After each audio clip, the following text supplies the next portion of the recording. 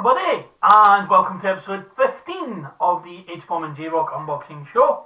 I'm Henry H-Bomb Higgins. And I'm Josh J-Rock Higgins. And today, with the pending release of Justice League in the DC Extended Universe, we're going to be taking a look at two figures from the Batman v Superman movie that have been actually sitting on the shelf for about a year, but I figured with Justice League pending, it'd be a good as time as any to have a look at them.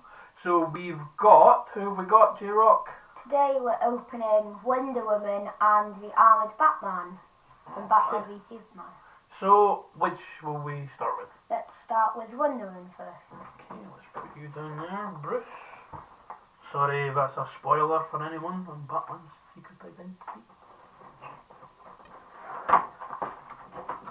Okay. Now, these are part of the DC Comics Multiverse range, which the previous Suicide Squad figures that we opened were also a part of. So, they cover all different versions of the characters. So, in this one, we've got a 12-inch Wonder Woman.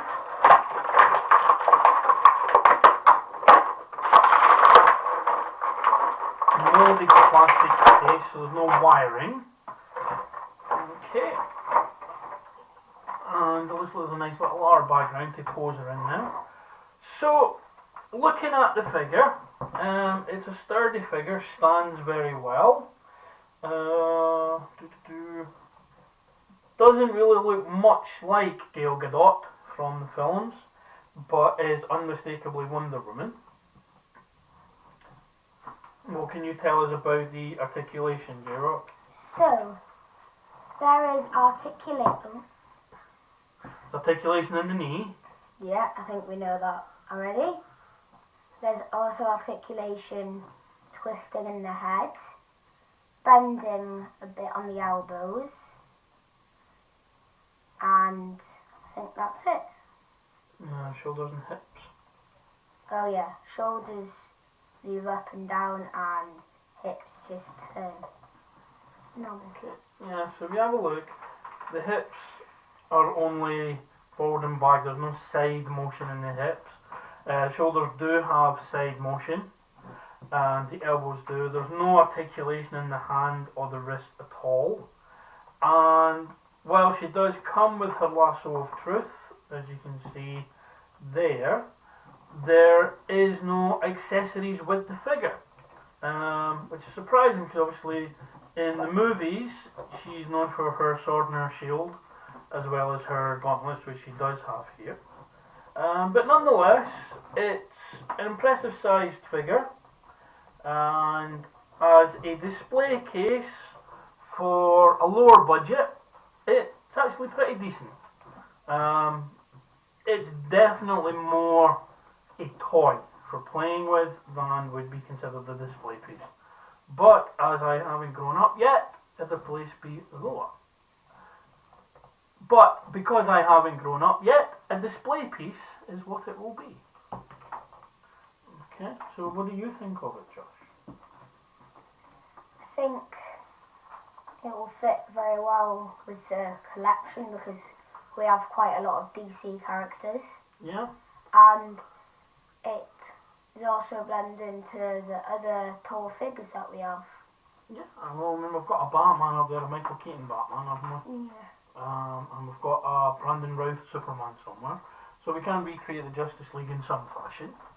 The other figure that we have from this set, there is actually three, because there is a Henry Cavill Superman, but that was not available for some reason, and I don't know why.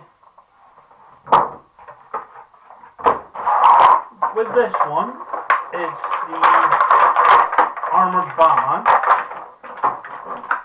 from Batman v Superman, which itself is from The Dark Knight Returns, and it has a nice cape at the back there.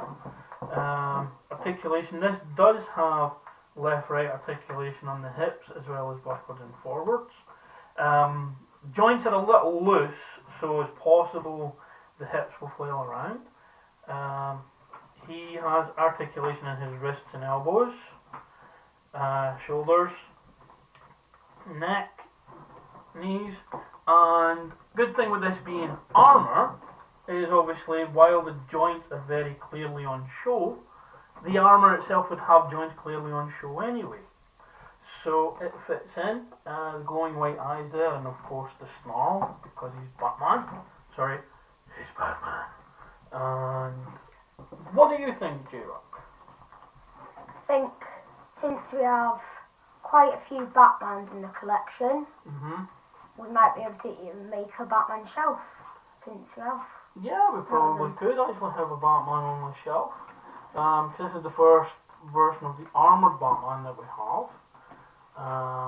We've got a lot of Dark Knight, Christian Bale era Batman figures. There's a Dark Knight Returns Batman over there, the Michael Keaton Batman, obviously. Maybe we'll do a show just on the Batman that we have.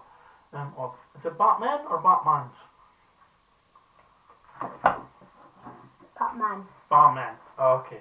Well, this is Batfleck, who I thought was actually a really, really great Batman in the movies.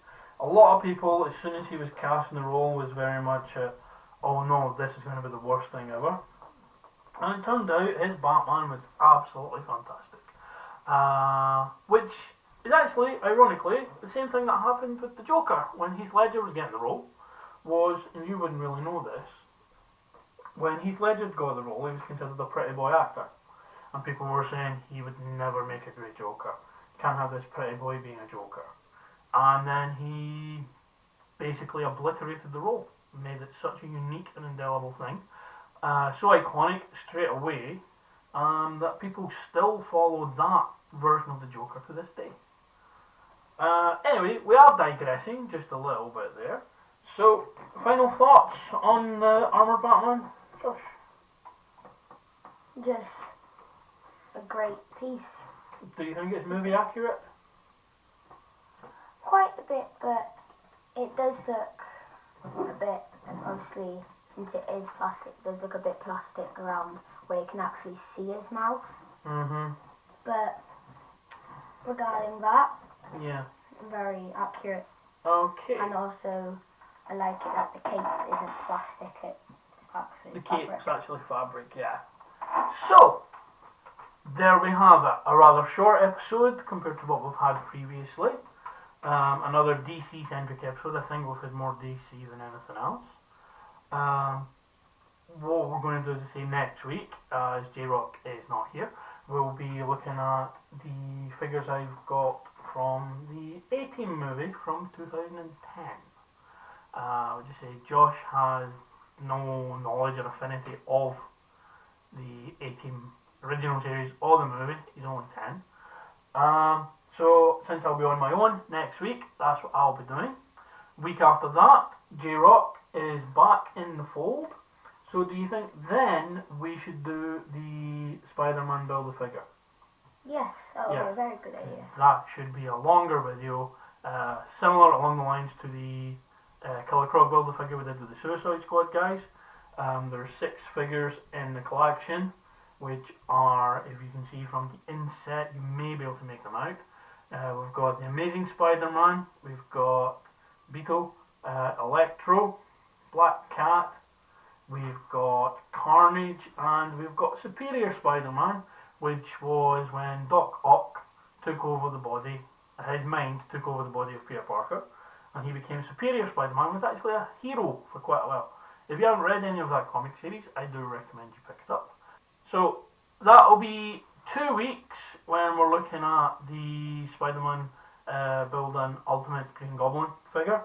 Next week we'll be looking at the A-Team figures on my own. And this has been the Justice League preview with Batman and Wonder Woman. So thank you very much for watching. Thank you very much for tuning in. Anything else you'd like to add to the show? Please like, comment and subscribe. Share this video. And goodbye from J-Rock. Goodbye from me. Thank you.